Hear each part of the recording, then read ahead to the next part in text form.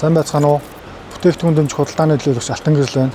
Өнөөдөр та бүхэнд Caterpillar-ийн New Repair Option буюу шинэ агрегат засварын хөлбөрийг танилцуулах юм аа. Шинэ агрегат засварын хөлбөр нь гэмтсэн, илэгдсэн, дахин ашиглах боломжгүй болсон агрегат идангийг CAT-ийн шинэ сэлбэг оригинал идангтай агрегатаар солих засварын хөлбөр юм аа. Энэ хөлбөр нь найдвартай ажиллагаа урт хугацааны ашиглалт шаардлагатай нөхцөлд ашиглагддаг. За CAT термо хөлбөр нь хуучин агрегат иданг буюу core-ыг уцаан авах үнэлэх шаардлагагүй байдаг. За CAT-ийн чанарын туршилт хийгдсэн стандарт 12 сар 6000 моцагийн баталгаат хугацаатай байдаг.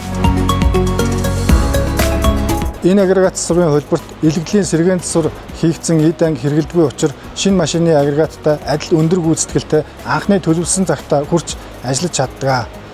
Реман эрбүүлд болон бусад засварын хөлбөр хангалтгүй болсон нөхцөлд шинэ агрегат засварын хөлбөр нь хамгийн оновчтой шийдэл болтгоо.